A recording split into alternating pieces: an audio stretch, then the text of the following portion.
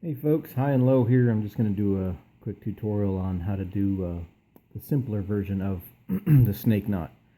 I went ahead and already fused two different colors of paracord just to make it easier to follow. You can use one or two, but this is a version of the snake knot that's a little bit easier than the other one that I've shown on one of the other videos. It's just sort of halfway doing the previous knot. So give you a quick, I'm using a big Schrade 303 here because it's easier to tie with because it doesn't bounce all around because it's a pretty big heavy knife. So anyway, with the simplified snake knot, it's really easy. All you do is constantly use your left rope, left side of your two tie knots here, and then go underneath it like so.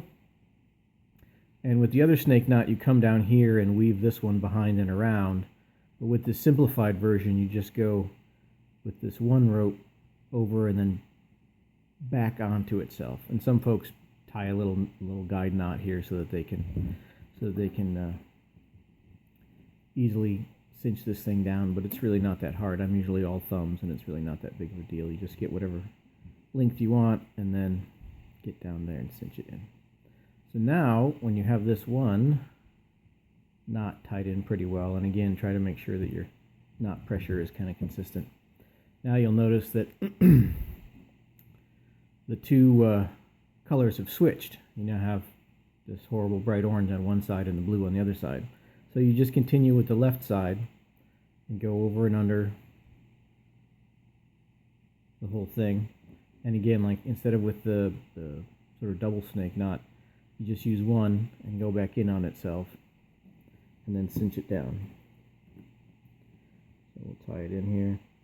And again, this is the problem that I always have, is try to be consistent with your knot pressure and lining everything up, because then you'll get a much nicer product at the end if you spend a little bit of time making the knots line up. But as you can see, okay, we're starting to develop just a little pattern here. And again, you've noticed the colors have switched. Blue is on the left now, and horrible orange on the right. Go over with the left side, oops, under everything, and then back in this hole. And then cinch it on down. So this is one of the reasons why they call it sort of a simplified, or I call it anyway, a simplified snake knot, is that it's just one knot, not a double knot from each side, and you just repeat it over and over again. So again, you might start to see a pattern here. You know, and one thing with this knot that I don't like is it's not, well, not that I don't like it, but it's something to think about, is it's not as symmetrical as the double snake knot, or what I'm calling the double snake knot. So you have to worry. My problem is I always get this curve to the whole thing. The whole thing twists a little bit, so you try and line the knots up real well the best you can, but I always still get a little bit of a twist for some reason. But again, orange is on the left side, so we switch sides again. We go underneath everything, back on through here, and then cinch it down. Try and use the same amount of knot pressure so that you get a nice even knot there.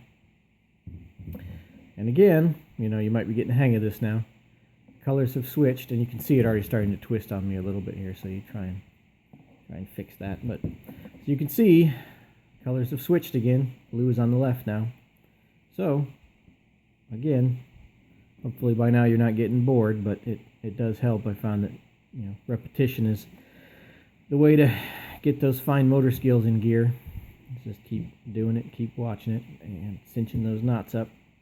So again, I'm always getting that twist, and I haven't figured out a real good way to deal with this aside from just sort of pulling on the rope a little bit. But yeah, you can see it starting to take shape.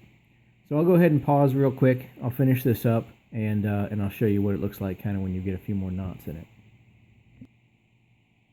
Okay, folks, we're back, and you can kind of see what I was talking about with the twist. You can kind of see the knots, overlay of the knots. They start to twist like that.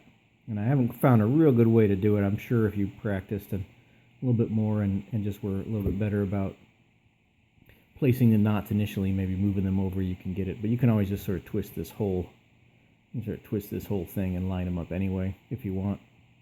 But that's what you get. If you use two colors, you get this kind of nice alternating pattern. You know, it's a real easy knot, but it comes out looking real nice. You know, so especially if you get off a little bit in the distance. And you can have these tailing ends. You can cut them off, fuse it in if you want. But again, you got to be a little consistent with the knot pressure. You'll always get a little bit of this stuff, so don't feel too bad about it. But you know, that's life. Anyway, hope you enjoyed it. Just a real quick tutorial on the simple 1/over snake knot with 2-color paracord.